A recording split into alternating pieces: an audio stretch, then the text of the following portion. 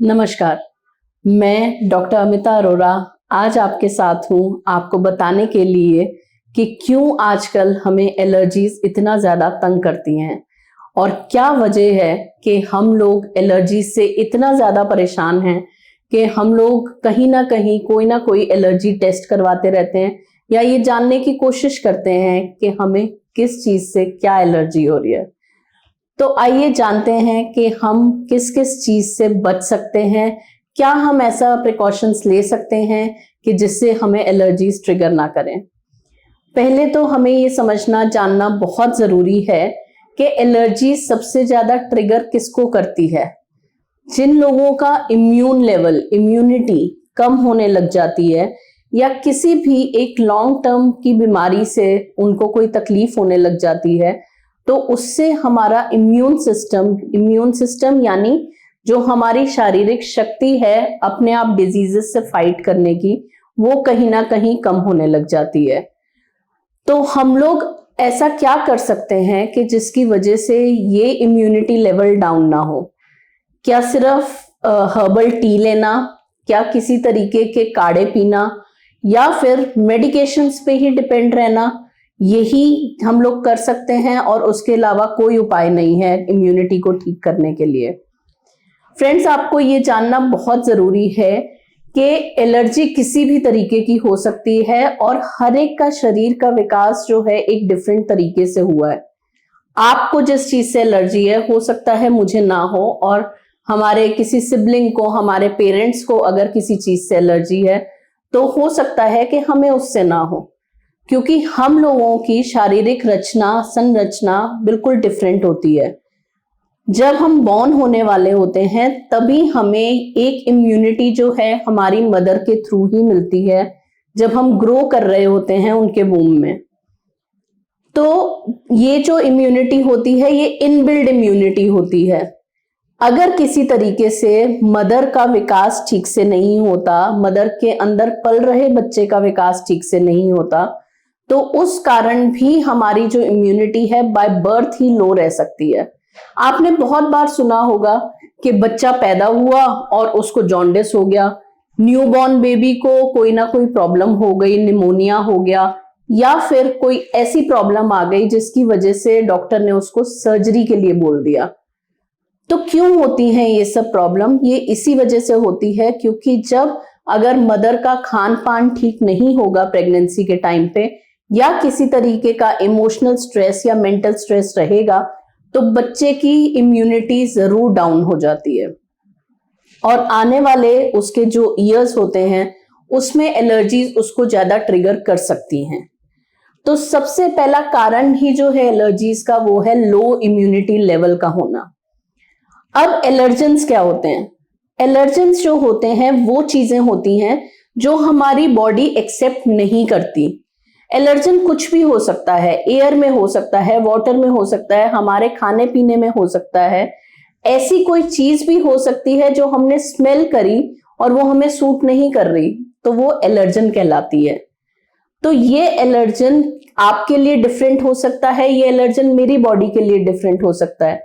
तो अगर मैं बहुत सिंपल वर्ड्स में कहूं तो एक कोई भी फॉरेन बॉडी यानी बाहर से कोई चीज हमारे शरीर में जो है वो चली जाती है जो कि एलर्जी प्रोड्यूस करती है। तो एलर्जी आपको बचपन से भी रह सकती है, आपके बढ़ती हुई एज में हो सकती है, आपकी ओल्ड एज तक भी वो एलर्जी आपको कंटिन्यू हो सकती है। तो ये बहुत जरूरी है कि आप अपना ध्यान रखें, आप ये फिगर आउट करें कि भाई आपको किस चीज से एलर्जी है। ये आपको ही निश्चित करना जरूरी है कि आपने क्या खाया या ऐसी किस चीज से एक्सपोजर आपका हुआ है कि आपको एलर्जी हो रही है। अब एलर्जी भी किसी भी प्रकार की हो सकती है फ्रेंड्स। स्किन एलर्जी हो सकती है, रेस्पिरेटरी एलर्जी हो सकती है, डाइजेस्टिव एलर्जीज भी हो सकती हैं। अब आप मुझसे ये कारण पूछेंगे कि डाइजेस्टिव एलर्जीज कैसे हो सकती हैं, क्योंकि देखिए जो चीजें हम लोग खाते हैं, जो हम डाइजेस्ट करते हैं, अगर हमारा डाइजेस्टिव सिस्टम उसको एक्सेप्ट नहीं करेगा तो आपको डाइजेस्टिव एलर्जीज हो सकती हैं। आजकल आपने सुना होगा किसी को लैक्टोज नहीं सूट कर रहा, किसी को ग्लूटेन नहीं सूट कर रहा, मिल्क का केजीन नहीं सूट करता। ये सब चीजें क्या हैं? ये सब चीजें जाके आपके अंदर एलर्जीज ही प्रोड्यूस करती हैं।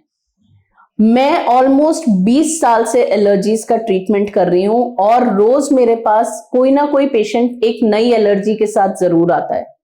किसी को परफ्यूम से एलर्जी होती है, किसी को वीट से एलर्जी है, किसी को मिल्क से एलर्जी है, किसी को फिश खाने से एलर्जी हो जाती है, किसी को प्रॉन्स खाने से एलर्जी हो जाती है। ऐसे ही मैंने देखा है कि बहुत कॉमन एलर्जी जिसको मैं फिगर आउट कर सकती हूँ वो वीट और एग की एलर्जी डाइजेस्टिव में बहुत कॉमन है। रेस्पिरेटरी एलर्जीज पे अगर हम बात करें तो रेस्पिरेटरी एलर्जीज हमारे नोज के थ्रू होके हमारे लंग्स में जाके अफेक्ट करती है। तो रेस्पिरेटरी एलर्जीज भी दोस्तों किसी भी चीज से हो सकती है। आज आपने बाहर किसी रूम में अगर अगरबत्ती जलाई है तो उसके जो फ्यूम्स हैं, उसके जो वेपर्स हैं, उसकी स्मोक जो है अगर किसी भी फैमिली मेंबर को सूट नहीं कर रही तो उनको छींकें आ सकती हैं, उनको सांस की दिक्कत हो सकती है, उनको थ्रोट पेन हो सकता है। ये सारी चीजें रेस्पिरेटरी एलर्जीज में आ जाती हैं। पॉल्यूशन से, पोलन से रेस्पिरेटरी एलर्जीज होती हैं, ये हम सबको पता है।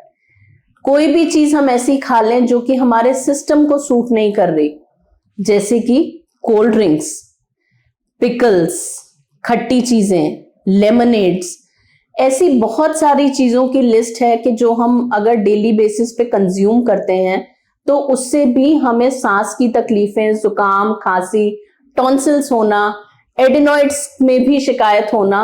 बच्चों को आजकल एडिनॉइड्स की बड़ी प्रॉब्लम हो रही है, कईयों को पता ही नहीं चलता कि उन्हें एडिनॉइड्स है, बट ये भी एलर्जी के कारण ही होता है। जब आपका बच्चा या अगर आपका ग्रोइंग एज में है बच्चा जो कि 13 इयर्स से नीचे की एज का है, उसको एडिनॉइड्स की प्रॉब्लम होना बहुत कॉमन है, क्योंकि जब बच्चा बाहर खेलने जाएगा तो वो डस्ट से भी एक्सपोज होगा, वो पॉल्यूशन से भी एक्सपोज होगा, पोलन से एक्सपोज होगा, और भी ऐसी हमारी एयर में बहुत सारी गैसेस हैं जिससे आपका बच्चा एक्सपोज हो सकता है। तो जब वो इनहेल करेगा इन सब चीजों को तो हमारे नोज के पोस्टीरियरली एक ग्लैंड होता है, जैसे टॉन्सिल्स हमारे ग्लैंड हैं, हमें बचाते हैं वो किसी भी प्रॉब्लम से, ऐसे ही एडेनॉइड भी एक ग्लैंड होता है जो कि नोज के पोस्टीरियरली होता है। हम उसको ऐसे चेक नहीं कर सकते, वो एक्सरे पे ही रिवील होता है कि भाई बच्चे को एडेनॉइड्स हैं। तो वो जब ग्लैंड अपने साइज से बहुत ज्यादा बढ़ने लगता है तो तब जाके वो एक इन्फेक्शन में कन्वर्ट हो जाता है और आपके बच्चे को नोज से ब्रीथ करने में प्रॉब्लम हो सकती है। तो ये भी एक तरीके की एलर्जी है, क्योंकि डस्ट एलर्जी, पॉल्यूशन, एयर में इतनी गैसेस, पॉल्यूटेड एयर है बाहर, जो आपका बच्चा अगर ठंडा खट्टा बहुत ज्यादा कंज्यूम कर लेता है, जंक फूड कंज्यूम करता है, उसमें जो प्रिजर्वेटिव्स होते हैं, उसमें जो एडेड फ्लेवर्स होते हैं, उनसे भी एलर्जीज हो सकती हैं। तो ये आपको जानना बहुत जरूरी है कि आपको एलर्जीज किस किस चीज से होती है, क्योंकि इस चीज की कोई भी रोक नहीं है। आपको आजकल पता भी नहीं चल पाएगा कि आपने आज एक चीज खाई और कल उसकी एलर्जी हो गई आपको। तो फ्रेंड्स, हम लोग इसी तरीके से एलर्जी पे और बात करना चाहेंगे अपने नेक्स्ट वीडियो में।